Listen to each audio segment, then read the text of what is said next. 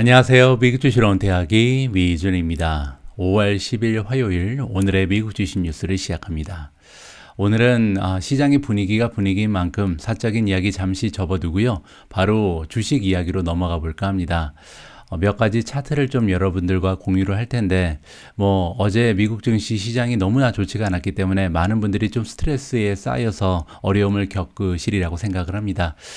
그래서 이럴 때일수록 우리가 좀 주식 시장에 대해서 어떻게 관망을 해야 될지 제가 사용하는 방법을 좀 공유를 해드릴 텐데요.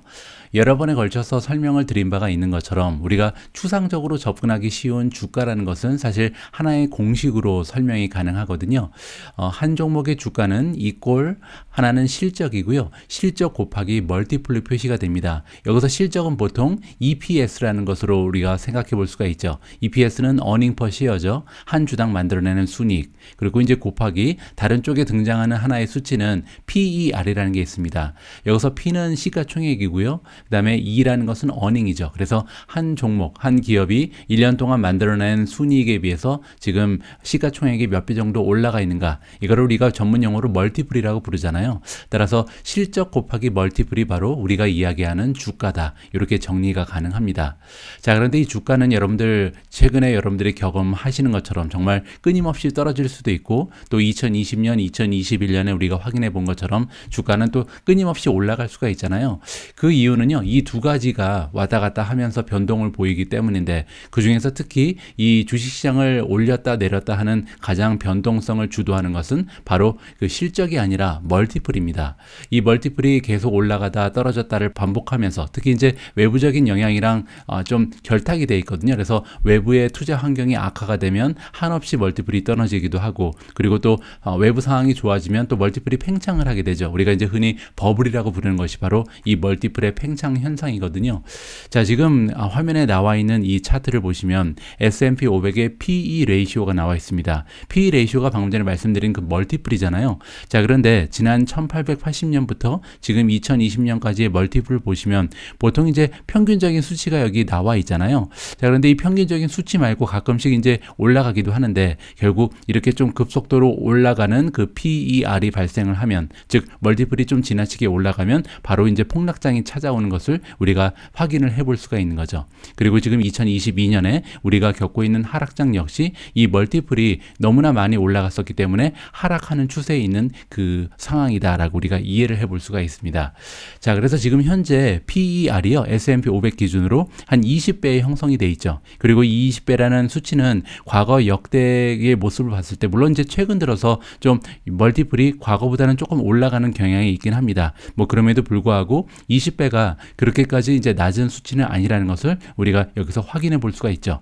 그 얘기는 뭐냐면요. 이 20배라는 멀티플에서 조금 더 떨어질 가능성까지 염두를 해봐야 된다. 이렇게 해석을 해볼 수가 있고 또한 20배에 만족하고 다시 멀티플이 확장할 수도 있다. 이렇게 볼 수가 있겠죠. 하지만 여기서 중요한 것은 뭐냐면요. 과거 미국 주식시장의 50년 역사, 100년 역사, 200년 역사를 살펴봐도 이 멀티플이라는 것은 계속해서 올라갔다 내려갔다 올라갔다 내려갔다 올라갔다 내려갔다를 수없이 반복하는 것을 확인해 볼 수가 있잖아요. 그리고 이러한 사이클이 짧게는 2년, 3년에 한 번씩 반복이 되고 길게는 10년까지도 가는 경우가 있지만 결국 중요한 것은 장기적으로 봤을 때는 멀티플이라는 것은 스윙처럼 올라갔다 내려갔다를 반복한다는 점입니다.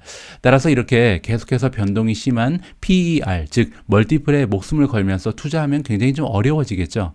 자, 그래서 이제 우리가 신경을 써야 되는 부분이 있는데 그것이 바로 기업의 실적입니다.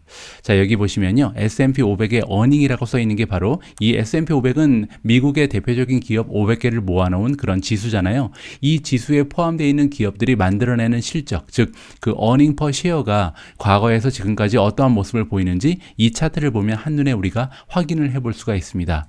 자, 지금 보시는 차트가 바로 S&P 500에 속하고 있는 기업들이 만들어내는 실적입니다. 보시는 것처럼 과거 100년 넘게 계속해서 실적이 우상향하고 있잖아요. 자, 그 중에 중에 계속해서 멀티플 때문에 뭐 실적이 향상하기도 하고 떨어지기도 하고 경제 상황이 리세션에 들어가기도 하고 다시 회복이 되기도 하고 뭐 경기가 활발해졌다가 뭐 잠잠해졌다가 여러 가지 이제 어려움을 겪고 또 좋을 때도 있고 하잖아요. 그런데 중요한 것은 결국 장기적인 관점에 봤을 때는 미국의 기업들은 특히 이제 S&P 500에 들어가 있는 그 우량 기업들은 계속해서 어닝의 실적을 발전시켜 왔다, 향상시켜 왔다는 것을 이 차트 하나를 통해서 우리가 볼 수가 있는 겁니다. 자, 그리고 나서 아까 말씀드린 것처럼 기업의 주가, S&P 500의 지수라는 거죠. 이것은 두 가지를 곱한 거라고 말씀드렸잖아요. 하나는 PE 레이시오, 또 하나는 여기 나와 있는 EPS입니다. 이 두 가지 실적과 멀티플을 곱하게 되면 결국 주가가 나오게 되는데 S&P 500의 주가 차트를 보시면 이런 모습을 보이게 되는 거죠. 자, 이렇게 주가 차트가 우상향을 할 수 있는 이유는 뭐냐면 결국 멀티플에 상관없이 멀티플은 올라갔다 내려갔다 계속 반복을 했지만 중요한 것은 기업의 실적이 올라갔기 때문에 주가가 올라간 것이다. 이 부분은 우리가 좀 기억을 해야 될 것 같습니다. 그래서 지금 우리가 가지고 있는 포트폴리오가 떨어졌다고 해서 이 포트폴리오가 떨어진 이유가 기업의 어닝이 줄었기 때문에 기업의 실적이 떨어졌기 때문에 떨어진 것이 아니라면 걱정할 필요가 없다는 거죠. 왜냐하면 2년이 걸릴지 아니면 6개월이 걸릴지 아니면 5년이 걸릴지는 알 수 없지만 결국 멀티플은 스윙이기 때문에 지금처럼 내려왔으면 또 올라갈 때가 있는 거잖아요. 그러면 또 올라갔을 때 팔면 되는 거죠. 따라서 계속해서 이 멀티플은 왔다 갔다 한다는 것을 기억을 하면서 우리가 관심을 가져야 하는 것은 내가 투자하고 있는 기업의 실적이 계속해서 우상향하고 있는가. 그렇게 되면 결국 이 실적이 우상향하고 멀티플이 올라갔을 때 그 지점이 만나게 되면 우리가 원하는 주가가 완성이 될 거고 그때 가서 매도를 해서 수익을 창출하면 되는 것이 바로 주식 투자다. 이렇게 좀 간단하게 정리를 해볼 수가 있는 거죠. 물론 이제 이렇게 좀 쉽게 말씀을 드렸지만 피해야 할 여러 가지 좀 실수가 있습니다. 어떠한 실수를 하지 말아야 되냐면 첫 번째로 이 멀티플이 올라갔다 내려갔다 하는데 너무 높은 데서 사면 안 되겠죠. 즉 꼭지에서 사면 굉장히 어려움을 겪을 수가 있죠. 자, 그런데 꼭지인 것을 알 수가 없잖아요. 따라서 우리가 해야 되는 방법은 개인 투자자로서 항상 분할 매수를 해야겠죠. 따라서 한 종목에 투자를 할 때 한꺼번에 다 사는 것이 아니라 내가 테슬라에 투자를 한다 그러면 한 2년, 3년에 걸쳐서 계속해서 뭐 두 달에 한 번, 한 달에 한 번씩 걸쳐서 사게 되면 이 멀티플이 다양하게 좀 변하는 와중에 한 주 한 주 늘어나는 그런 재미를 느낄 수가 있잖아요. 자, 이렇게 분할 매수를 하면 결국 꼭지에서 그 PER이 가장 높을 때 사는 실수를 좀 면할 수가 있다. 이 부분을 기억을 해야 될 것 같고요. 두 번째 같은 경우는 멀티플이 다시 돌아올 때까지 기다릴 수 있는 힘이 있어야 되죠. 그 얘기는 방금 전에 말씀드린 것처럼 멀티플이라는 것은 스윙이기 때문에 올라갔다 내려갔다 합니다. 자, 그런데 한번 내려간 멀티플이 올라가는데 걸릴 시간이 1년이 될지 2년이 될지 5년이 될지 알 수 없잖아요. 따라서 기다릴 수 있는 힘이 나한테 있어야 되는데 그러기 위해서는 빚을 내서 투자하거나 아니면 당장 사용할 그 생활비 가지고 투자를 하면 안 되겠죠. 여유 자금을 가지고 투자를 해야 이렇게 스윙이 다시 올라올 때까지 기다릴 수 있는 여력이 있다. 이렇게 말씀을 드릴 수가 있을 것 같고요. 자, 다음 세 번째는요. 멀티플이 향상을 해도 기업이 성장하지 않으면 아무 소용이 없는 거죠. 방금 전에 보신 것처럼 S&P 500의 이 지수가 계속해서 우상향할 수 있는 이유는 이 멀티플이 확장해서가 아니라 결국은 기업의 어닝이 계속해서 우상향했기 때문이잖아요. 따라서 내가 만약에 지수에 투자를 한다면 이러한 그 혜택을 받을 수 있지만 지수에 투자하지 않고 기업에 투자하고 있다면 기업의 실적, 내가 가지고 있는 종목의 실적이 이렇게 우상향하는 것이 좀 확인이 돼야 합니다. 따라서 분기 보고서가 나올 때마다 계속해서 실적을 확인하고 내가 투자하고 있는 기업이 매출이 어느 정도 성장하고 있는지 수익률은 향상되고 있는지 이 부분을 끊임없이 모니터링하는 것이 성공의 투자의 가장 중요한 부분이 될 수 있다. 이렇게 정리를 해드리고 싶습니다. 자, 오늘 굉장히 좀 그 오프닝을 심각하게 해봤는데요. 지금부터는 준비된 기사를 읽어드리도록 하겠습니다. 자, 5월 10일 화요일 날 준비된 오늘의 미국 주식 뉴스 바로 시작합니다. 자, 어제 미국 증시의 마감 시황을 보여드릴 텐데요. 제가 어제 오미주에서 말씀드린 것처럼 최근에 이제 미국 주식의 전문가들이 향후 한 5%에서 8% 정도 주가가 추가적으로 떨어질 가능성이 높다라고 좀 의견이 모아지고 있다. 이러한 기사를 여러분들께 소개해드린 적이 있습니다. 자, 그런데 벌써 3% 이상 하루 만에 더 떨어졌거든요. 저 굉장히 하락세가 무섭습니다. S&P 500이 3.2% 떨어졌고요. 다우존스도 2% 가까이 하락을 했습니다. 나스닥이 가장 가장 좋지가 않은데 무려 4.29%나 하락을 해버렸고요. 러셀 2000 역시 4.21% 떨어지면서 전반적으로 거의 굉장히 좀 공포감이 느껴질 정도로 좀 주가가 쉼없이 계속해서 추락을 하고 있다. 이렇게 정리를 해도 좋을 것 같습니다. 자, 이번에는 미존 4차 산업혁명 포트폴리오에 들어가 있는 종목, 그리고 제가 개인적으로 관심을 가지고 있는 종목들의 성적표인데요. 자, 지금 어제 하루 동안 굉장히 주가가 많이 떨어진 종목이 몇 가지가 보입니다. 첫 번째로 팔란티어인데요. 팔란티어의 주가가 21.3%나 추락을 했습니다. 자, 그런데 팔란티어 같은 경우는 어제 미국 증시가 오픈하기 전에 어닝 실적을 발표했거든요. 그리고 나서 이제 주가가 21%나 빠져버린 거죠. 조금 있다가 제가 실적을 여러분들과 함께 읽어볼 텐데 과연 주가가 21%나 빠질 정도로 형편없는 실적이었는지는 우리 투자자가 개인적으로 평가를 해봐야 될 것 같습니다. 자, 그 뒤를 이어서 코인베이스도 19.5%나 하락을 했고요. SI는 실버게이트 19.21%, 에디타스가 18.67%, 메르카도 리브레 16.88%, NU는 누홀딩드죠. 16.25%, C리미티드가 15.2% 빠졌고요. 아이온큐가 14.19%, 넷은 클라우드플레어 13.79%, 퍼시픽바이오가 13.73%, 그리고 레모네이드도 12.94% 빠졌고요. 인텔리아가 12.87%, 스퀘어 블록이죠. 12.82%, 크라우드 스트라이크 12.81%, ABCL이 12.63%, 유니티가 12.14%, 에어비앤비 12.12%, 우버도 11.58%, 로블록소도 11.51%. 정신없습니다. 대부분의 종목이 10%, 8%, 9%, 성장주, 테크주들 위주로 굉장한 하락을 어제 하루 동안 기록했다라고 정리가 가능하겠죠. 자, 그리고 또 하나 보여드릴 부분이 있는데 빵 주식들, 우리가 보통 이제 빵이라고 부르는 주식, 그리고 테슬라의 성적표를 볼 텐데요. 엔비디아가 무려 9.24%나 빠졌습니다. 제가 이제 엔비디아 어제 빠지는 걸 보고 한 7% 떨어졌을 때 추가적으로 매수를 했는데 그 이후에도 2%나 더 빠졌네요. 자, 테슬라도 한 주 더 샀는데, 두 주 더 샀나요? 두 주 더 샀는데 그리고 나서 조금 더 빠졌습니다. 9.07%, 아마존이 5.21% 빠졌고요. 넷플릭스가 4.35 마이너스, 메타 플랫폼즈가 3.71, 마이크로소프트 3.69% 빠졌고요. 애플이 3.32, 구글도 2.23%. 따라서 메가테크 기업도 전반적으로 급락했다라는 표현이 적당할 정도로 큰 폭으로 하락세를 보인 하루였습니다. 자, 어제 코인베이스의 주가가 20% 가까이 하락을 했는데요. 그 이유 중에 하나는 코인베이스의 가격 하락입니다. 자, 보시는 것처럼 비트코인의 가격이 어제 하루 동안만 10% 가까이 빠졌거든요. 그러면서 어느새 3만 달러까지 지금 주가가 하락을 해버렸습니다. 비트코인이 이제 4만 넘고 막 이랬었는데 갑자기 이제 3만 대로 접어든 거죠. 여기서 조금만 더 빠지면 3만 이하로 떨어질 것 같은데 그렇게 되면 1년 만에 최저가입니다. 한 6개월 차트를 보여드리면 지금 엄청나게 많이 빠진 거잖아요.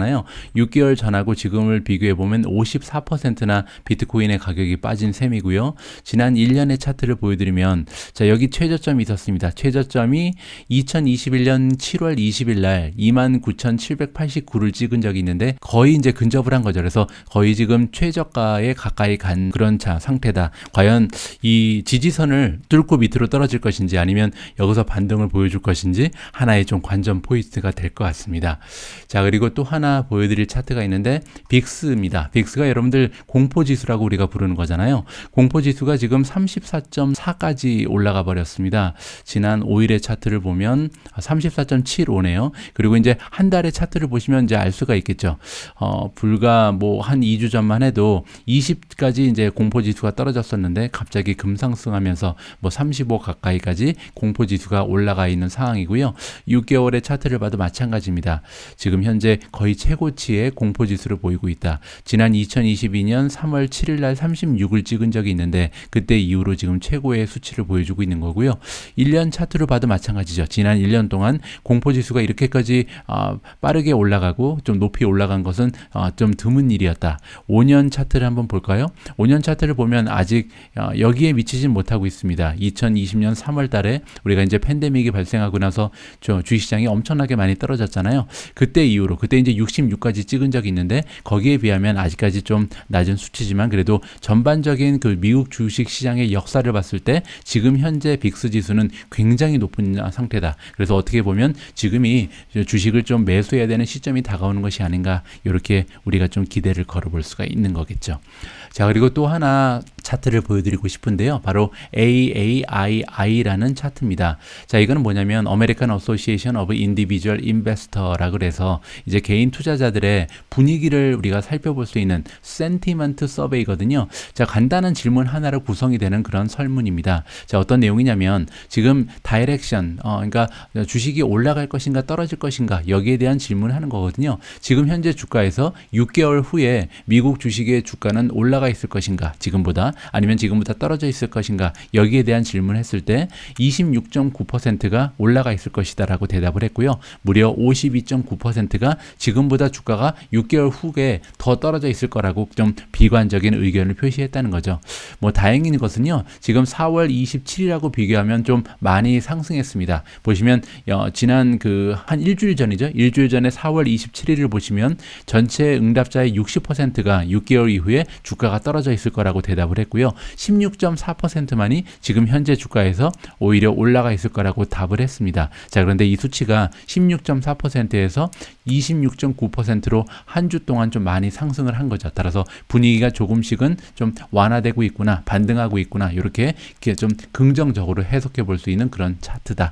이렇게 소개를 드리고 싶습니다. 자, 앞에서 잠깐 말씀드린 것처럼 팔란티어가 어제 오전에, 그러니까 미국 증시가 오픈하기 전에 어닝을 발표하고 나서 주가가 21%나 폭락을 해버렸습니다. 도대체 어떤 어닝 실적이 발표됐길래 이렇게 21%나 주가가 폭락을 해버렸는지 여러분들께서 직접 확인을 해보시면 좋을 것 같습니다. 자, 팔란티어 테크놀로지의 프레스 릴리즈다. 1분기에 논갭 EPS가 0.02가 발표가 됐습니다. 비록 이제 논갭이긴 하지만 그래도 이제 흑자를 기록했다는데 의미를 가지고 있는 것 같고요. 자, 안타깝게도 이 어닝의 실적은 시장의 전망치보다는 2센트가 부족했다. 따라서 시장에서는 0.04를 기대했는데 0.02밖에 만들어내지 못했다. 따라서 수익률은 약간 문제가 있었다라고 봐도 과언이 아닌 것 같고요. 자, 레비뉴 같은 경우는 446밀리언을 만들어내서 지난해 같은 분기랑 비교를 하면 30.8% 성장을 했습니다. 이 부분은 좀 의미가 있는데요. 왜냐하면 경영진에서 항상 이야기하는 것이 팔란티어는 매년 30%의 성장을 보일 것이다 라고 좀 큰 소리를 치고 있거든요. 그 약속을 지켰다는데 좀 의미를 둬야 될 것 같습니다.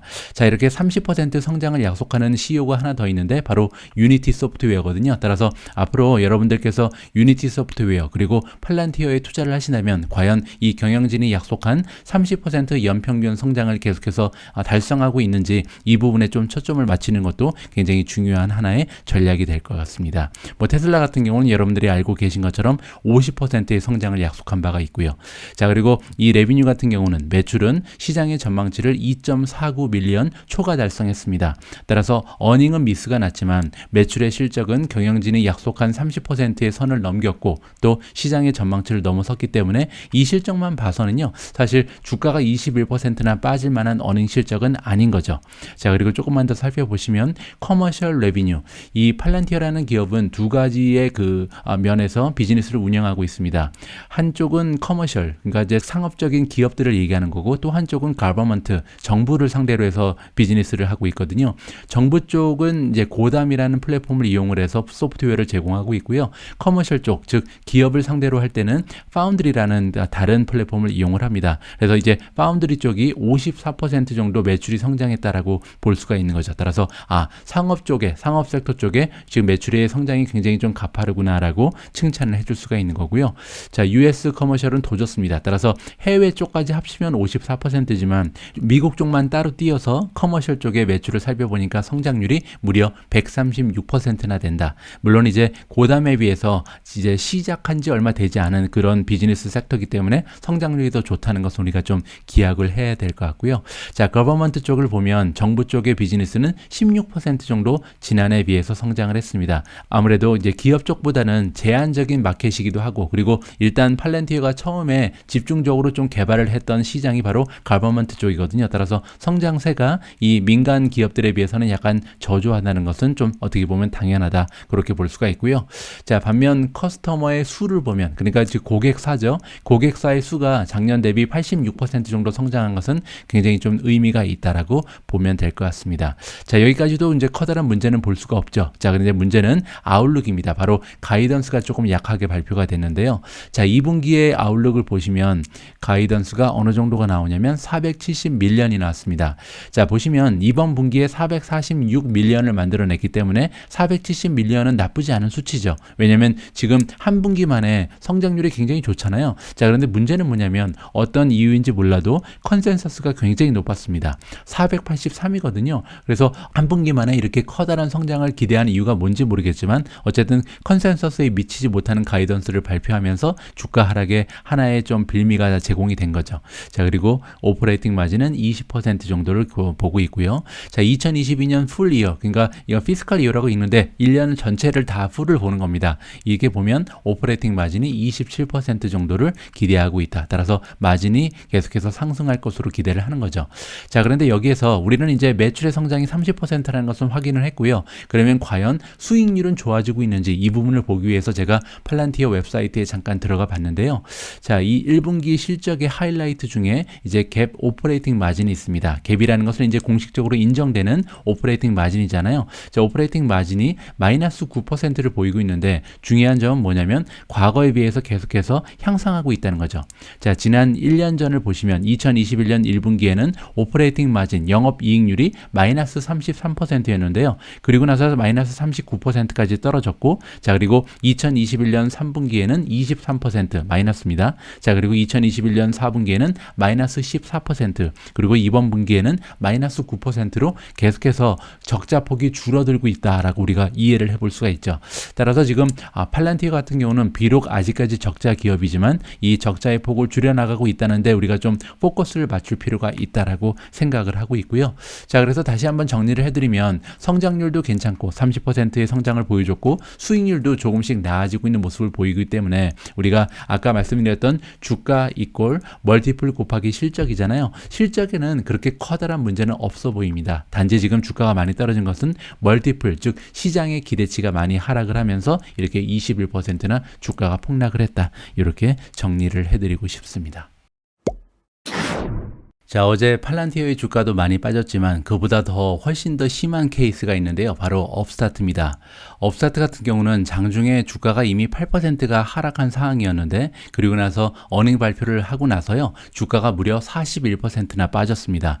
그리고 나서 이제 회복을 조금 하고 있는데 지금 현재 아직까지도 마이너스 37%라는 믿을 수 없는 하락폭을 보이고 있거든요. 자, 과연 어떠한 실적을 발표했길래 업스타트의 주가는 이렇게 하루 만에 반토막이 나고 있는지 좀 굉장히 궁금해지죠. 직접 한번 읽어봐야 될 것 같습니다. 자, 업스타트의 플러스 릴리즈 1분기의 논갭 EPS가 0.61이 나왔습니다. 물론 이제 흑자 기업이라는 것은 제가 몇 번에 걸쳐서 말씀을 드렸잖아요. 자, 61센트를 만들어냈는데 시장의 전망치보다 8센트를 더 만들어냈다. 굉장히 좋은 수치죠. 왜냐하면 한 15% 정도 순이익이 오히려 더 그 시장의 전망치를 넘어선 거잖아요. 원래 이제 시장에서는 플러스 한 54센트 정도, 53센트죠. 53센트를 예상하고 있었는데 53센트 대신 61센트라는 굉장히 좋은 어닝 실적을 발표했다. 자, 그리고 그 밑에 보시면 매출이 나와 있는데 매출은 310.14밀리언을 만들어냈습니다. 자, 그 의미는 뭐냐면요. 작년에 비해서 매출이 무려 155.6%나 급성장을 하고 있는 거거든요.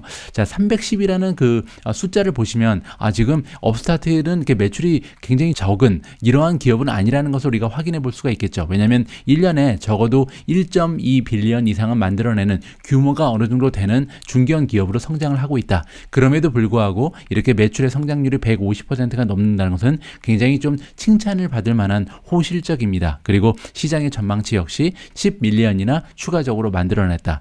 따라서 어닝 실적도 괜찮고 그리고 레비뉴, 매출의 실적도 155%의 성장을 보여주면서 굉장히 양호한 수치를 발표를 한 거죠. 자, 그리고 조금 더 구체적인 모습을 보시면 뱅크 파트너가 지금 어느 정도의 대출을 가능하게 도와줬냐면 46만 5,537건을 도와줬습니다. 따라서 여러분들 기억하시겠지만 업스타트는 인공지능을 이용을 해서 어떤 그 사람한테 대출을 해줘도 좋은지 대출을 해주면 안 되는지 그리고 대출의 한도는 어느 정도 해주는 것이 좋은지 이거를 이제 그 은행들을 위해서 도와주는 이런 인공지능의 역할을 하는 것이 바로 업스타트거든요. 그래서 업스타트를 통해서 지금 그 소비자들한테 전달된 대출의 수가 무려 46만 16만 5천 건이라는 거죠. 단 3개월 만에 굉장한 수치죠. 자, 그리고 여기서 대출 금액의 규모를 보니까 무려 4.5 빌리언이 나오고 있죠. 자, 그리고 이제 4.5 빌리언이라는 것은 이제 대출이 된 총 금액이잖아요. 그리고 이제 매출이 310 밀리언이기 때문에 여기서 우리가 테이크 레이트를 좀 살펴볼 수가 있습니다. 310을 나누면 되겠죠. 4,500으로 나눠서 100을 곱하면 테이크 레이트이 나옵니다. 6.88%. 따라서 지금 그 업스타트라는 기업은 수수료로 한 6.88% 정도를 받고 있구나. 이렇게 우리가 테이크 레이트를 좀 직접 계산을 해볼 수가 있는 거고요. 자, 그리고 여기 나와 있는 4.5 빌리언이라는 것은 작년 같은 분기랑 비교를 해보니까 무려 174%나 성장을 한 수치입니다. 따라서 이 플랫폼을 이용해서 업스타트라는 플랫폼을 이용해서 대출되는 금액이 굉장히 좀 성장세가 두드러진다. 이렇게 정리가 가능하겠죠. 다음으로 중요한 것은 컨버전 레이트입니다. 컨버전 레이트이 뭐냐면요. 이 그 고객이 잠재적인 고객이 다가와서 이제 대출을 신청하는데 그 중에서 몇 퍼센트가 결국 대출을 받았는가, 성공적으로 이제 비즈니스가 체결이 됐는가, 이것을 이제 컨버전 레이트라고 보는데 21%가 되죠. 그리고 이제 작년 같은 분기에는 22%였으니까 1%가 감소한 건데 커다란 그 하락폭은 아니기 때문에 그런대로 괜찮은 수치가 발표가 된 겁니다. 자, 그런데도 이렇게 많이 빠진 이유는 역시 아웃룩, 전망치겠죠. 자, 매출이요 296에서 305 밀리언 정도가 될 것이라고 발표를 했는데 시장의 컨센서스는 334였습니다. 따라서 시장의 컨센서스에 비해서 많이 떨어지는 전망치를 발표를 한 거고요. 2022년 1년치를 지금 가이던스를 줬는데 매출이 1.25 빌리언 정도가 될 것이다라고 지금 가이던스를 던졌는데요. 문제는 컨센서스는 1.40이었습니다. 따라서 시장의 전망치에 미치지 못하는 매출의 예상치를 이 기업이 안겨주면서 시장에서 이제 빠져나가는 그런 자금이 많이 몰린 거죠. 자, 그러면서 지금 38%나 주가가 떨어지고 있다. 자, 그런데 다시 한번 말씀드리지만 주가는요, 멀티플 그리고 이제 실적의 고비라고 말씀을 드렸잖아요. 자, 업스타트라는 기업은 여러분들이 보시는 것처럼 실적은 굉장한 그 성장을 보여주고 있는 그런 주식이죠. 자, 그런데 지금 현재 외부의 영향으로 인해서 너무나 좋지 않은 하락세에 있는 그런 베어 마켓이기 때문에 이렇게 주가가 하락하는 거라고 우리가 정리를 하는 것이 맞는 것 같습니다. 과연 상승장에 같은 수치를 업스타트가 발표를 했다면 이렇게 주가가 하락을 했을까? 저는 절대 그렇지 않을 거라고 생각을 하거든요. 자, 어쨌든 중요한 것은 이렇게 주가가 많이 떨어졌지만 이 주가가 떨어진 것은 멀티플의 영향으로 떨어진 거기 때문에 오히려 이것은 줍줍할 수 있는 기회가 되지 않을까 개인적으로 판단을 합니다. 오늘도 귀중한 시간 내서 미주은 시청하고 계신데 여러분들 투자에 작은아마 도움이 되었으면 합니다. 오늘 전해드리는 컨텐츠가 분량 관계로 1부와 2부로 나누어서 방송이 되거든요. 저녁 시간에 방송될 2부 영상도 꼭 많은 시청 부탁드리겠습니다. 감사합니다.